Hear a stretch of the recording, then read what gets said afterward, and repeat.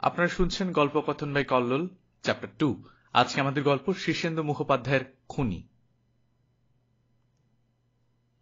শুভঙ্করকে যদি খুনি হিসেবে চিহ্নিত করা যায় তাহলে কিছু তথ্যগত ত্রুটি থেকে যাবে, কারণ বস্তুত শুভঙ্কর এখনো কাউকে খুন করেনি।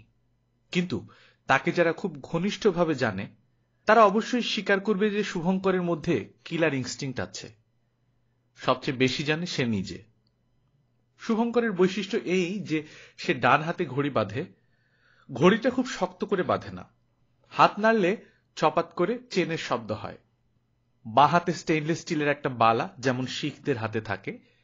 সে লম্বা চুল আর জুলপি রাখে, গোফ রাখে না। বিশাল তার কাঁধ, অসম্ভব পেশিবহুল হাত। জামার বুকের ওপরের 3টে বোতাম সে কখনো আটকায় না, ফলে তার রোমুশ এবং ফর্সা বুক দেখা যায়। খুব চাপা প্যান্ট পরে, ফলে উরু ফুলে থাকে প্যান্টের ওপরে। শক্ত আর ভারী জুতো পরতে সে ভালোবাসে।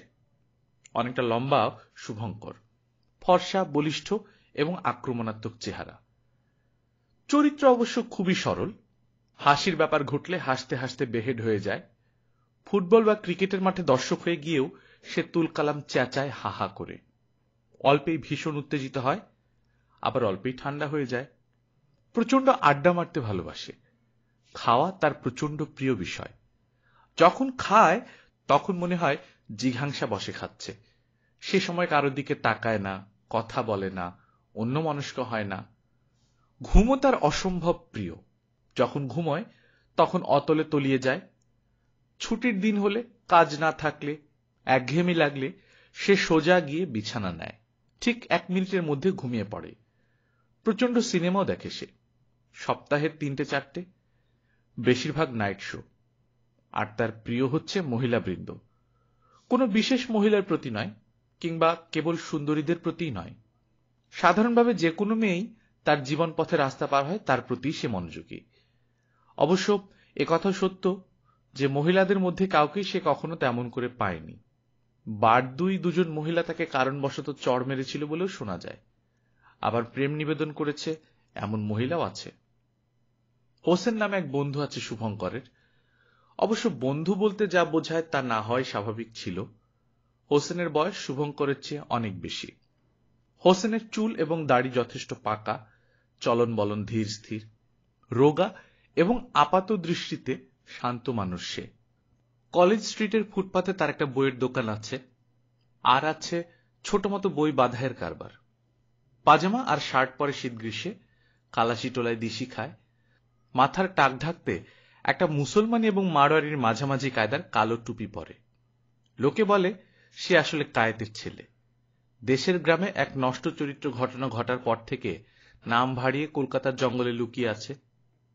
তা হোসেন বেশ ভালো জ্যোতিষ। পুরনো পুঁথিপত্র ঘেটে সে বিস্তর জ্যোতিষী শিখেছে। তার সংগ্রহে অন্তত 50খানা দুর্লভ জ্যোতিষশাস্ত্র ঘটিত বই আছে। সে সকলের হাত আর কোষ্ঠী বিচার করে। শুভঙ্কর তার দোকান থেকে কয়েকবার বই কিনেছিল। খুব সহজেই শুভঙ্করের বন্ধু হয়ে যায় অচেনা লোক। তুই তোকারির সম্পর্ক এসে যায়। হোসেনও সেরকম ভাবেই বন্ধু হয়েছিল। সেই হোসেনই একদিন তার হাত দেখে বলল, দেখ শুভ, তোর সব ভালো, কিন্তু তোর মধ্যে খুনের ইনস্টিংক্ট আছে। কি করে বুঝলি? বলে শুভঙ্কর নিজের হাত দেখতে থাকে। রেখা তো আছেই, তার উপর তোর দুটো হাতের বুড়ো আঙুলের আকার দেখেও বোঝা যায়। খুন করব না কি রে? করবি? যা। মায়েরি, সাবধানে থাকিস। কথাটা উড়িয়ে দেয়নি শুভঙ্কর। ছিটে ফোটা সত্য ওর মধ্যে আছে। সে নিজেও ছেলেবেলা থেকে টের পায় যে কাউকে কাউকে তার প্রায় খুন করতে ইচ্ছে হয়েছে। হোসেন সান্ত্বনা দিয়ে বলে, অবশ্য ভেবেচিন্তে খুন করা নয়, কোল্ড ব্লাডেড বা প্রিমেডিটেডেরও নয়। দুম করে রাগের বশে করে ফেলতে পারিস। রাগ হতে সাবধান। রাগটা অবশ্য শুভঙ্করের কিছুটা বেশি। রাগলে সে পাগলের মতো চেঁচায়, রাগলে সে নাচে। রেগে গেলে পৃথিবীটাই তার কাছে রক্তাক্ত হয়ে যায়। হোসেন তাকে খালাসি টোলায় নিয়ে গিয়ে দিশি মদের মজা শেখালো। সে ভারী মজা। প্রথম ঝাঁজ আর স্বাদ পার হয়ে মদের হৃদয়ে পৌঁছে যেতে পারলে এক ক্যারিকেটের জগৎ। কথাটা হোসেনই তাকে বলেছিল। তুই যে বলিস আমি খুন করব, সে কি সত্যি? শুভঙ্কর একদা দেশি মদে তার ভেলা ভাসিয়ে কেঁদে বলেছিল সকলের সামনে। পাশে একটা ভীতু ঠেলাওয়ালা বসেছিল। কথাটা কানে যেতে সে উঠে অন্য পাশে সরে বসে। হোসেন গম্ভীরভাবে বলে, সত্যি করবই। করবি? শুনে শুভঙ্কর টলতে টলতে উঠে দাঁড়িয়ে বলে, তবে শালা। হোসেন হাত ধরে টেনে তাকে বসিয়ে বলে, আজ থাক না, আজই করব, যখন এখনই করে ফেলি। পরে করিস। শুভঙ্কর বায়না করতে থাকে, না আজই। হোসেন বিরক্ত হয়ে বলে, মজাটা নষ্ট করিস না। এতগুলি লোক তেষ্টা মেটাতে এসেছে, এখানে ব্লাডশেড করলে সবাইকে তেষ্টা নিয়েই পালিয়ে যেতে হবে। না, এখানেই একটা খুন, মাত্র একটা। শুভঙ্কর প্রায় কেঁদে ফেলে। হোসেন গম্ভীর হয়ে বলে, কি রে করবি, ছোড়াটোর আছে? না তো। তবে বসে যা, ভালো করে খা, ফেসটা কেটে যাবে। গেল কেটে। শুধু হোসেন নয়, আরো কয়েকজন বলেছে। যেমন কুমকুম নামের একটি মেয়ে একবার বলেছিল, আপনার যা চেহারা, ঠিক গুন্ডার মতো। তাই নাকি? সত্যি, আমি কাল রাত্রে স্বপ্ন দেখেছি আপনি টগরকে গলা টিপে মেরে ফেলেছেন। সত্যি? বিশ্বাস করুন, স্বপ্ন যদিও, কিন্তু স্বপ্ন তো লোকে এমনি এমনি দেখে না, কিছু একটা সত্য থাকেই। টগরকে খুন করার অবশ্য কোনো কারণ নেই। টগর শুভঙ্করদের বাড়ির পুরনো চাকর। তার বয়স ৮০-র উপরে। সে চোখে ভালো দেখে না, কানে শোনে না। প্রায় ৫০ বছর ধরে এ বাড়িতে চাকরের কাজ করার পর সে ঝিম মেরে গেছে। ভুল বকে, ভুল করে, ভুল শোনে, এমনি একদিন মরে টরে যাবে। ভীমরতি খুব হয়েছে এখন। তাকে প্রচন্ড ভালোবাসে শুভঙ্কর। বাড়ির সবাই বাসে। শুভঙ্করের মা তাকে নিজের হাতে ভাত বেড়ে খাওয়ায়। তবু শুভঙ্কর ব্যাপারটা ভেবে দেখে, একটু ভয় হয়।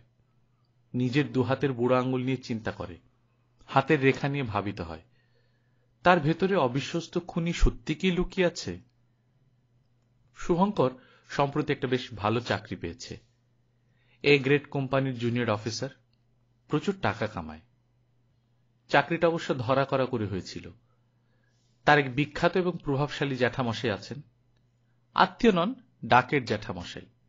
তিনি অনেককে চাকরি দিয়েছেন, শুভঙ্করকেও। শুভঙ্কর প্রচুর টাকা মাইনে পায়, কিছু করার নেই অত টাকা দিয়ে, সে ওড়ায়। মাসের প্রথম দিকে পার্ক স্ট্রিটের রেস্তোরাঁয় বন্ধু বান্ধব নিয়ে হাল্লা চিল্লার খানাদানা করে, মেয়ে ছেলেদের নাচ দেখে। একদিন একটা বড় রেস্তোরাঁয় বেয়ারার টিপস নিয়ে তাকে সালাম দেয়নি। শুভঙ্কর এত রেগে গিয়েছিল যে বলার নয়। সোজা উঠে গিয়ে সে বেয়ারাটার ঘাড় ধরে টেবিলের সামনে হিট ছুটে নিয়ে এলো, মাথার টুপি ফেলে দিল ঝাপড় মেরে। মাথাটা নুইয়ে ধরে প্রচন্ড ঘুষি তুলেছিল।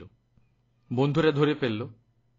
সেই ঘটনার সাক্ষী সুদেব পরের নেশা কেটে গেলে ওই একই কথা বলে, তোর ভিতর একটা ভয়ঙ্কর ক্রুয়েলটি আছে। সেই রেস্তোরাঁর গোলমালটা অবশ্য অনেক দূর গড়ায়। সব বড় রেস্তোরাঁতেই ভাড়া করা কিছু মাস্তান থাকে, মাতালদের সামলায়।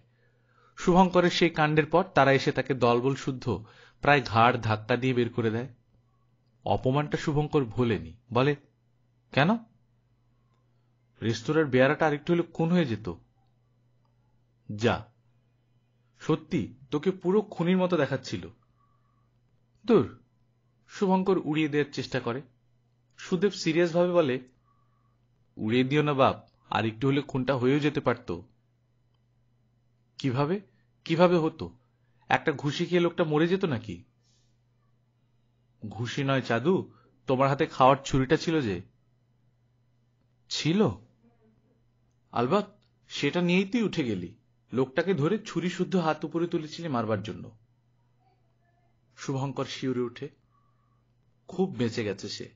সে নিজের হাতের বুড়ো আঙুল দুটোর দিকে চেয়ে থাকে। আঙুল দুটোর মাথা মোটা, চওড়া। অন্য আঙুলগুলোর সঙ্গে সেটার অনেক পার্থক্য। সানি নামে একটা মেয়ের সঙ্গে লেকে বসেছিল শুভঙ্কর সন্ধ্যাবেলা। এই সময়টায় শুভঙ্করের অবসরপ্রাপ্ত বাবা ও আরো কয়েকজন বুড়ো মানুষ লেকের ধার ধরে হাঁটাহাঁটি করেন। এখন হেমন্তকাল, তাই কিছুটা হিম পড়ে। বুড়ো মানুষদের পক্ষে ঠান্ডাটা ভালো নয়। উপরন্তু লেকের গাছগাছালি থেকে বিশ্রামরত পাখিরা আচমকা গায়ে মাথায় পুলিশ বর্ষণ করে। তাই শুভঙ্করের বাবা একটা ছাতা নিয়ে যান। সেটে মাথায় ধরে হাঁটলে ঠান্ডাও লাগে না, পাখিদের অবিমৃষ্যকারিতা থেকেও আত্মরক্ষা চলে। সানিকে নিয়ে লেকে বসে প্রেমপূর্ণ কথাবার্তা বলার সময় সে হঠাৎ বাবাকে দেখতে পেল। ছাতা মাথায় কয়েকজন বুড়োর সঙ্গে হেঁটে যাচ্ছেন। বাবাকে দেখে সতর্ক হওয়ার কিছু নেই। ছানি কাটা চোখে এখন আর অত দৃষ্টিশক্তি নেই। তার উপর শুভঙ্কর সানিকে নিয়ে একটু অন্ধকার ঘেঁষে বসছে। বাবা বুঝতে পারবেন না। শুভঙ্কর সানির কানে কানে বলল, সানি, ওই তোমার হবু শ্বশুর যাচ্ছে। কই, কোথায়? বলে সানি কৌতূহল দেখায়। এরকম অনেক মেয়েকেই বলে শুভঙ্কর। শেষ পর্যন্ত তার বাবা যে কার শ্বশুর হবেন সে বিষয়ে ঘোর অনিশ্চয়তা আছে। ওই যে ছাতা মাথায়। অনেককেই দেখছি, 4-5 জন। ওরা সবাই কি শ্বশুরশিপের জন্য অ্যাপ্লিকেন্ট নাকি? যা, লজ্জা পেয়ে শুভঙ্কর বলে, ওই যে রোগা মতো সামনের জনের পরে যে যাচ্ছে। তোমার বাবা? সানি এই বলে অন্ধকারে যতদূর সম্ভব দেখার চেষ্টা করে।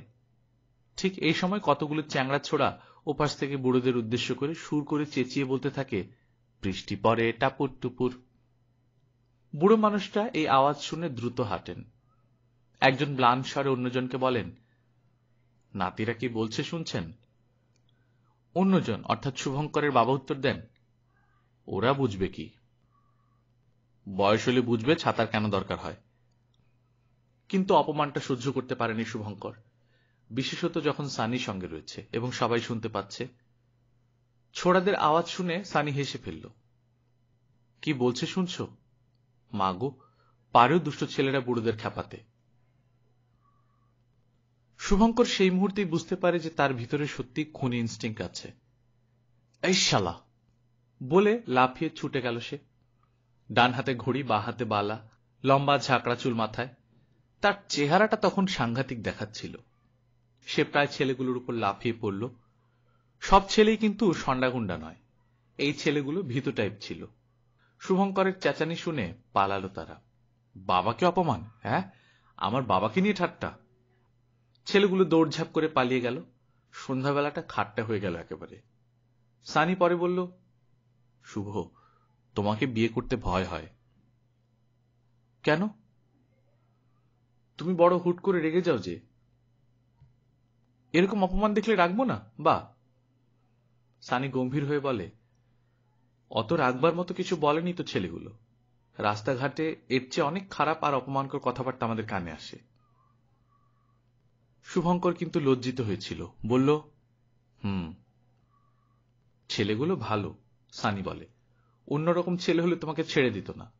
শুভ, যখন সঙ্গে মেয়ে মানুষ থাকে তখন ওরকম বেহেড হতে নেই। মারপিট লাগলে আমি কি করতাম? শুভঙ্কর একটু চিন্তান্বিত হয়ে বলে, এটুকুতে যদি এত রাগ হয়, সত্যিকারের তেমন কিছু হলে তো তুমি খুনও করতে পারো। শুভঙ্করের বুকটা চমকে উঠে। সেই যন্ত্রণা। হোসেন তাকে বলেই দিয়েছে সে একদিন খুন করবে। কথাটা কি অমোঘ? ঘটনাটা ঘটল এইভাবে। একটা মেঘলা ছুটির দিনে দুটো গাড়ি বোঝাই হয়ে শুভঙ্কর আর তার বন্ধু বান্ধবীরা ডায়মন্ড হারবারে পিকনিক করতে গেল। দুটো গাড়ির মধ্যে একটা রয়েছে দামি শেভরোলে, তার মালিক জয়ন্ত। জয়ন্তর সঙ্গে শুভঙ্করের খুব একটা প্রীতির সম্পর্ক নয়। জয়ন্তকে শুভঙ্কর সহ্য করতে পারে না। ও বড়লোক, ভালো ছাত্র, ভালো স্পোর্টসম্যান। মেয়েরা জয়ন্তকে সামনে পেলে আর কারো দিকে তাকায় না। সকলের দৃষ্টি আকর্ষণ করার মতো কিছু স্বাভাবিক জন্মগত গুণ জয়ন্তর আছে। তার স্বভাব চমৎকার। সবসময় হেসে হেসে কথা বলে। কথায় ভরা থাকে সহৃদয়তা, ক্ষমা, দয়া, মমতা। এই ছেলেকে সহ্য করা কি শুভঙ্করের পক্ষে সম্ভব? তাই জয়ন্তের সঙ্গে কথা বলার সময় সবসময়ই শুভঙ্করের কথাবার্তা একটা ব্যঙ্গ ও বিদ্রুপ এসে যায়। যেমন জয়ন্ত যখন গাড়িটা মনোযোগ দিয়ে চমৎকার চালিয়ে নিচ্ছে, তখন পেছন থেকে শুভঙ্কর বলল, জয়, তোর গাড়ির ইঞ্জিনে একটা শব্দ হচ্ছে কেন রে? কিসের শব্দ?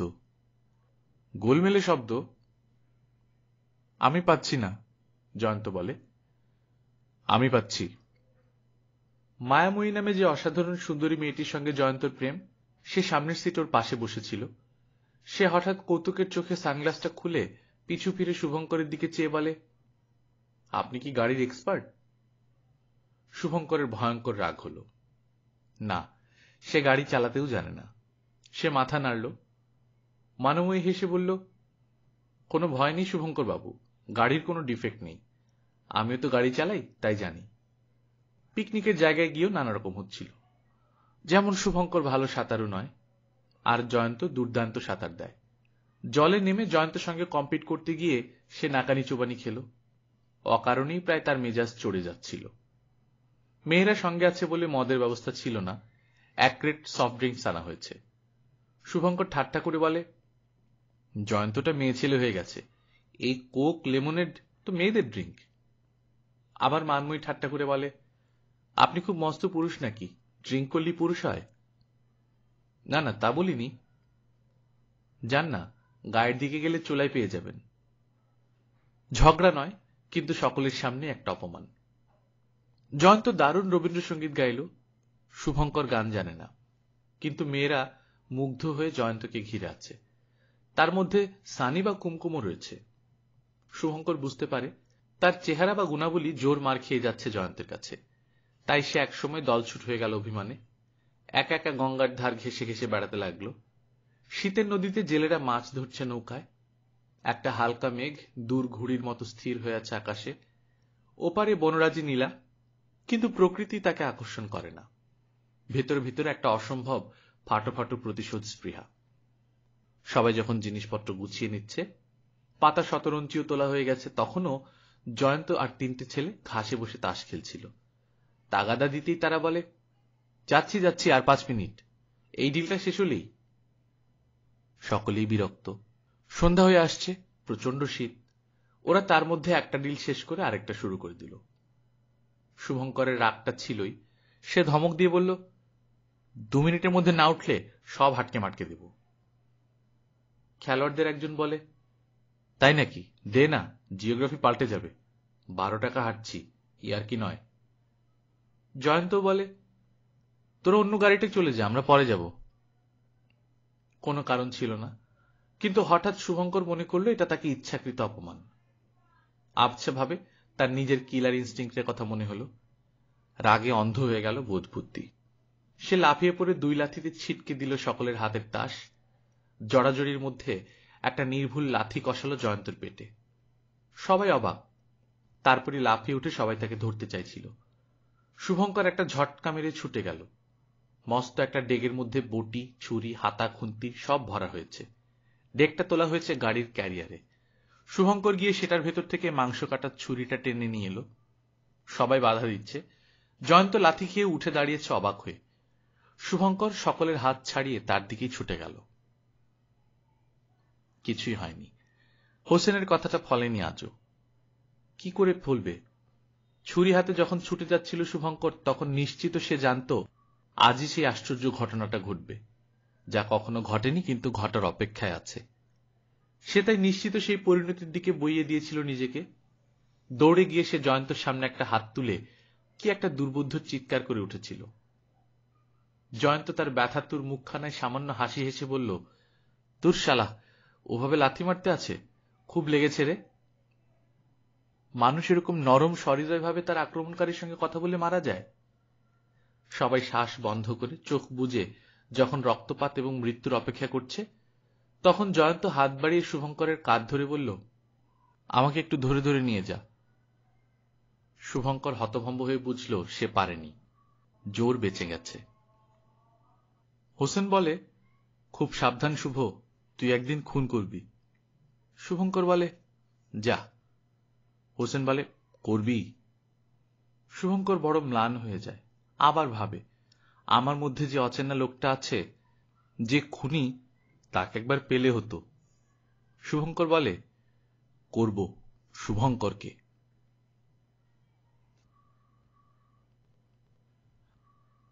আপনারা শুনছিলেন গল্পকথন বাই কল্লোল চ্যাপ্টার 2। আমাদের এটা নতুন ইনিশিয়েটিভ। বিভিন্ন রকমের ছোট গল্প এবং বিভিন্ন জনরার বিভিন্ন গল্প আমরা এখানে দিচ্ছি। আপনারা যারা সাবস্ক্রাইব করেননি, চ্যানেলটা সাবস্ক্রাইব করে ফেলুন। গল্প ভালো লাগলে বন্ধুদের সাথে শেয়ার করুন। নিজে ভালো থাকুন, আশেপাশে সবাইকে ভালো রাখুন। টাটা।